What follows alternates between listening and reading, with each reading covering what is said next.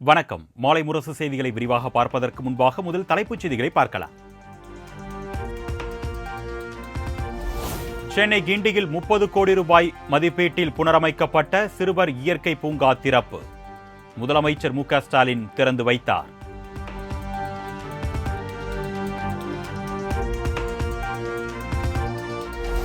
சுதந்திர போராட்ட வீரர் தீரன் சின்னமலை நினைவு நாளையொட்டி தமிழக அரசு சார்பில் மரியாதை.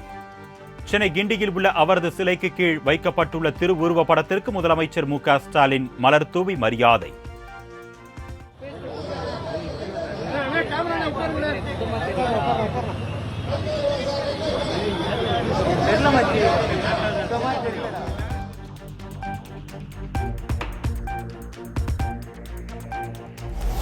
சுதந்திர போராட்ட வீரர் தீரன் சின்னமலையின் நினைவு நாளையொட்டி சேலம் சங்ககிரியில் உள்ள மலைக்கோட்டையில் எடப்பாடி பழனிசாமி மரியாதை.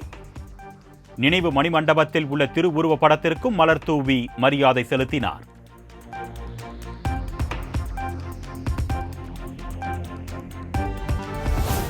வயநாடு நிலச்சரிவில் சிக்கி இதுவரை 24 தமிழர்கள் உயிரிழந்திருப்பதாக தமிழக IAS அதிகாரிகள் குழு தகவல். காணாமல் போன மேலும் 25 தமிழர்களை தேடும் பணி தொடர்ந்து நடைபெற்று வருவதாகவும் விளக்கம்.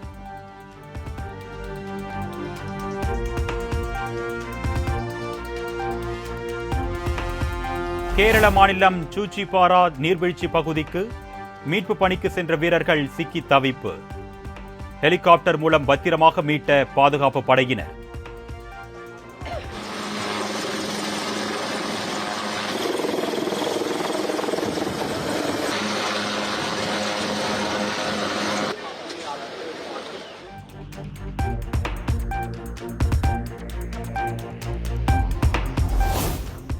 வயநாடு நிலச்சரிவில் பாதிக்கப்பட்டவர்களுக்கு கர்நாடக அரசு சார்பில் 100 வீடுகள் கட்டித்தரப்படும். முதலமைச்சர் சித்தராமையா அறிவிப்பு.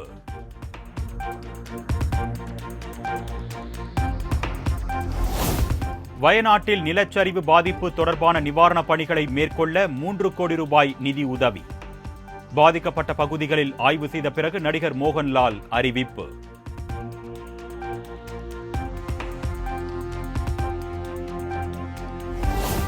மத்திய அரசு எந்த பாதிப்பையும் தேசிய பேரிடராக அறிவிக்க தயாராக இல்லை. பாஜகவே ஒரு தேசிய பேரிடர்தான் என்று தூத்துக்குடியில் கனிமொழி MP காட்டம். தேசிய பேரிடரா அறிவிக்கிறதுக்கு தயாரா இல்ல. என்ன காரணம், அவங்களே ஒரு தேசிய பேரிடரா தான் இருக்காங்க.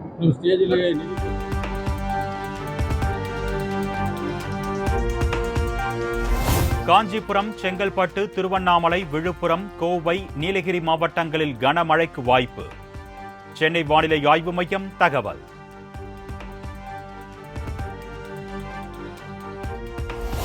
நீலகிரி மாவட்டத்தில் தென்மேற்கு பருவமழை காரணமாக பாதிக்கப்படுபவர்கள் தொடர்பு கொள்ள கட்டுப்பாட்டு அறை எண் அறிவிப்பு. சமூக வலைதளங்களில் பரவி வரும் வதந்திகளை நம்பி பயப்பட வேண்டாம் என்றும் மாவட்ட காவல்துறை அறிவுறுத்தல்.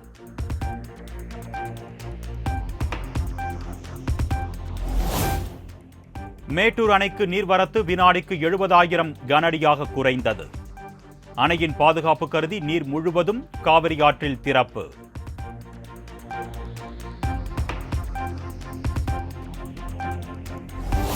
நாமக்கல் மாவட்டம் குமாரபாளையத்தில் வெள்ளம் சூழ்ந்த பகுதிகளில் EPS ஆய்வு. வெள்ளம் சூழ்ந்த வீடுகளுக்கு சென்று பாதிப்புகள் குறித்து கேட்டறிந்தார்.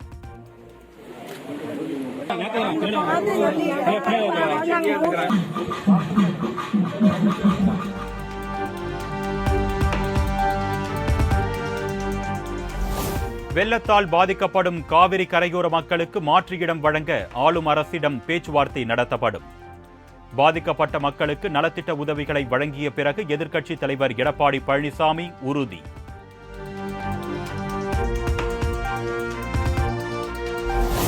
அத்திக்கடவு அவிநாசி திட்டத்தை விரைந்து முடிக்க வலியுறுத்தி வருகின்ற 20ஆம் தேதி பாஜக உண்ணாவிரத போராட்டம்.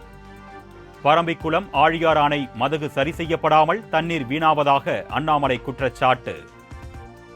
அதனாலதான் பாரதிய ஜனதா கட்சி வருகின்ற ஆகஸ்ட் 20ஆம் தேதி ஆரம்பித்து தொடர் உண்ணாவிரத போராட்டத்தை கையில் எடுக்க போறோம். ஆகஸ்ட் 20 பாரதிய ஜனதா கட்சி அவிநாசி அத்திக்கடவு திட்டத்தை முழுமையாக முடித்து வேகமாக மக்களுடைய பயன்பாட்டிற்கு கொடுக்க வேண்டும் என்பதற்காக ஆகஸ்ட் 20ஆம் தேதி தொடர் உண்ணாவிரத போராட்டத்தில் உட்கார்றோம்.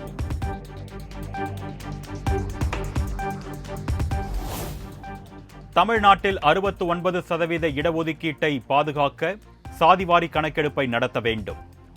நீர் மேலாண்மைக்கு, விவசாயத்திற்கு திமுக அரசு முக்கியத்துவம் கொடுக்க வேண்டும் என்றும் பாமக தலைவர் அன்புமணி ராமதாஸ் வலியுறுத்தல். பாதுகாக்க முதலமைச்சர் அவர்கள் ஜாதிவாரி கணக்கெடுப்பு நடத்த வேண்டும். பல முறை நான் எச்சரிக்கை விடுத்திருக்கின்றேன்.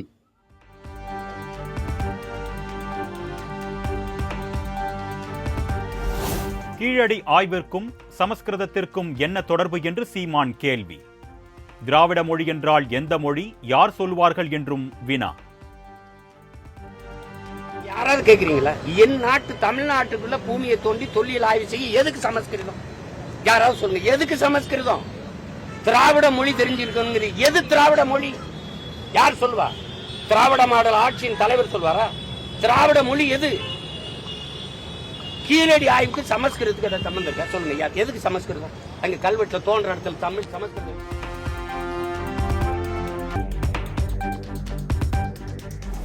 தமிழகத்தில் ஸ்டார்ட் அப் நிறுவனங்களின் எண்ணிக்கை 9,000-ஐ தாண்டியது.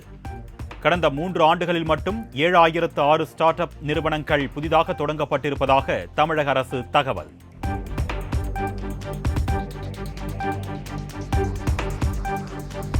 குற்றச் செயல்களில் ஈடுபட்டவர்களுக்கு அச்சுறுத்தல் அடிப்படையில் பாதுகாப்பு வழங்குவது ஒழுக்க நெறிமுறைக்கு எதிரானது.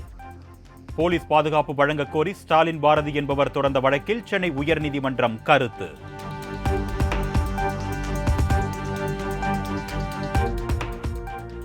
திருக்கோவிலூரில் 13ஆம் நூற்றாண்டு ராஜேந்திர சோழன் காலத்து கல்வெட்டு கண்டெடுப்பு. தொல்லியல் துறையினர் நேரில் ஆய்வு.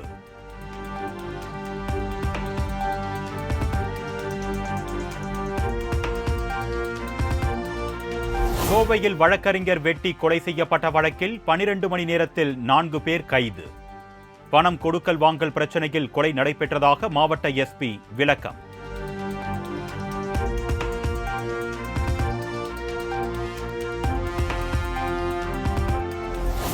திண்டுக்கல் செந்துறையில் பாரில் அத்துமீறி மதுவிலக்கு காவலர்கள் பணத்தை எடுத்து சென்ற விவகாரம்.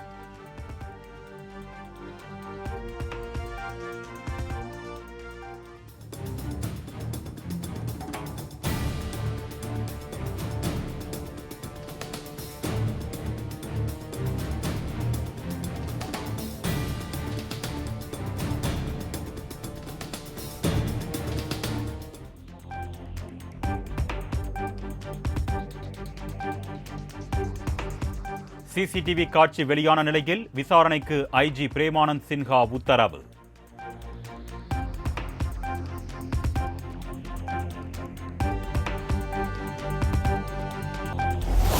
ஆடிப்பெருக்கை முன்னிட்டு தமிழ்நாடு முழுவதும் பல்வேறு கோவில்களில் குவிந்த ஆயிரக்கணக்கான பக்தர்கள். நீண்ட வரிசையில் காத்திருந்து பக்தர்கள் சுவாமி தரிசனம்.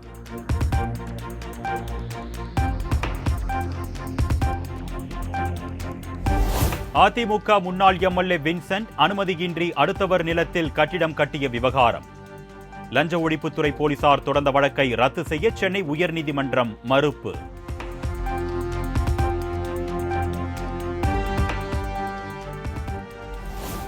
தலைக்கவசம் அணியாமலும் வாகனத்தில் நம்பர் பிளேட் இல்லாமலும் இருசக்கர வாகனத்தை ஓட்டிச் சென்ற யூடியூபர் இர்ஃபான்.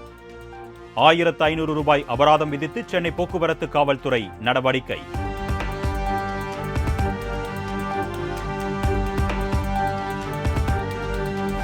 ஆந்திராவில் இருந்து மதுரைக்கு கடத்தி வரப்பட்ட 120 கிலோ கஞ்சா பறிமுதல். கடத்தலில் ஈடுபட்ட 7 பேரை கைது செய்து தப்பி ஓடிய 3 பேரை தேடி வரும் போலீசார்.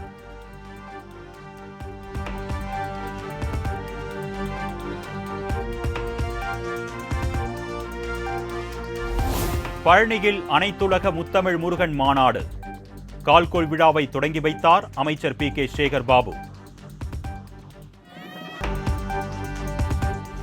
நாமக்கல் மாவட்டம் கொல்லிமலையில் வல்வில் ஓரி விழா மலர் கண்காட்சியுடன் கோலாகலமாக தொடங்கியது. ரோஜா மலர்களால் அலங்கரிக்கப்பட்ட யானை, ஆக்டோபஸ், காதல் சின்னம் ஆகியவை பார்வையாளர்களை வெகுவாக கவர்ந்தது.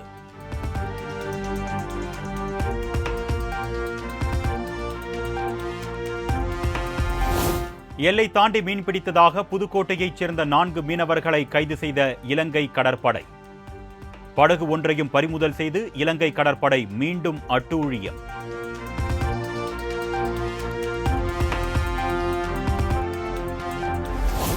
திட்டக்குடி அடுத்த ஆதமங்கலம், மேலூர், மருதாத்தூர் ஆகிய கிராம பகுதிகளில் அடிக்கடி வட்டமடித்த ஹெலிகாப்டர்.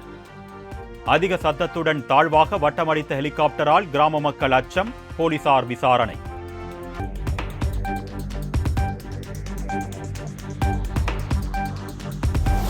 வெளிநாட்டில் வேலை வாங்கித் தருவதாக கூறி ஆன்லைன் மோசடியில் ஈடுபட்ட உத்தரப்பிரதேசத்தைச் சேர்ந்த 4 பேர் கைது. 41 லட்சம் ரூபாய் பணம், 21 செல்போன்களை பறிமுதல் செய்து புதுச்சேரி சைபர் கிரைம் போலீசார் நடவடிக்கை.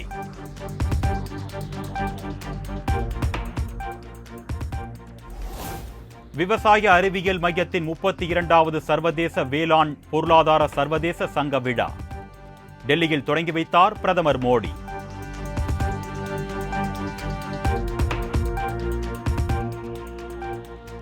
வேளாண் பொருள் உற்பத்தி செய்யும் உபரி நாடாக திகழ்கிறது இந்தியா.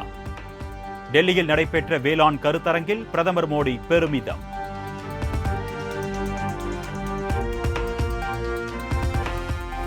மகாராஷ்டிர மாநில முதலமைச்சர் ஏக்நாத் ஷிண்டேவுடன் சரத்பவார் சந்திப்பு. மராத்தா இடஒதுக்கீடு உள்ளிட்ட பல்வேறு பிரச்சனைகள் குறித்து விவாதித்ததாக தகவல்.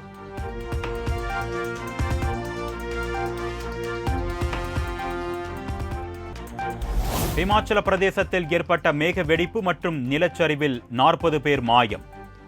ஆற்றில் வெள்ளம் குறைந்த நிலையில் உடல்களை தேடும் பணியில் பேரிடர் மீட்புக் குழுவினர் தீவிரம்.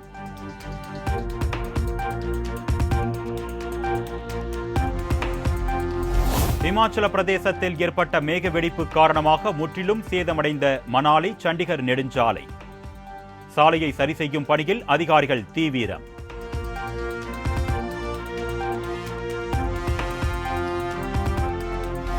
மும்பையின் பல்வேறு பகுதிகளில் கொட்டி தீர்த்த கனமழை. தாழ்வான பகுதிகளில் மழைநீர் தேங்கியதால் வாகன ஓட்டிகள் அவதி.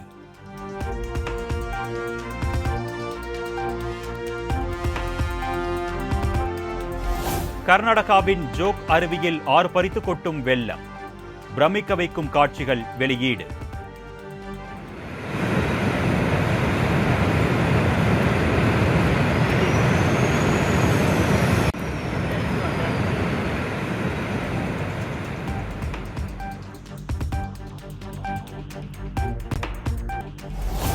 செப்டம்பர் 4ஆம் தேதி கமலா ஹாரிஸ் உடன் நேருக்கு நேர் விவாதம் நடத்த தயார்.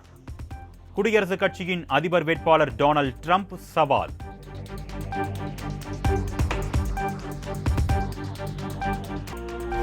பாரிஸ் ஒலிம்பிக் வில்வித்தை மகளிர் ஒற்றையர் பிரிவில் இந்திய வீராங்கனை தீபிகா குமாரி தோல்வி. 4-6 என்ற கணக்கில் தீபிகா குமாரியை வீழ்த்தி தென்கொரியா வீராங்கனை அசத்தல்.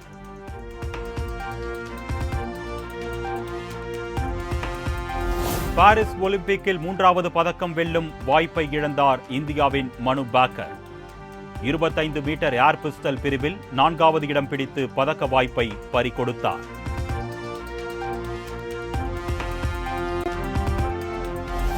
பாரிஸ் ஒலிம்பிக்கில் பேட்மிண்டன் கலப்பு இரட்டையர் பிரிவில் தங்கம் வென்ற சீன வீராங்கனை ஹாங் யாங்கியிடம் காதலை வெளிப்படுத்திய சக வீரர் லியூ யூசென். காதலை ஏற்றுக்கொண்ட பின் ஹாங்கிற்கு மோதிரம் அணிவித்து முத்தமிட்டு கட்டியணைத்தது அனைவரின் மனதையும் கவர்ந்தது.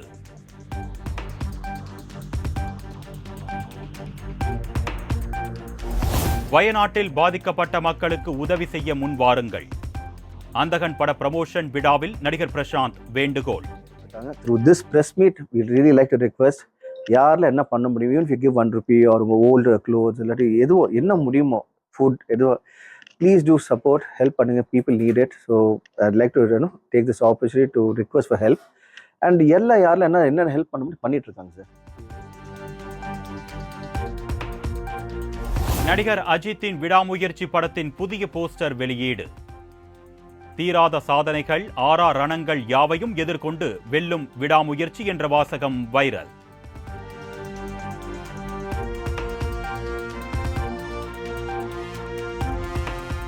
திரைத்துறையில் 32 ஆண்டுகளை நிறைவு செய்த நடிகர் அஜித் குமார் சிறப்பு போஸ்டரை வெளியிட்டு வாழ்த்து தெரிவித்த குட் பேட் அக்லி படக்குழு.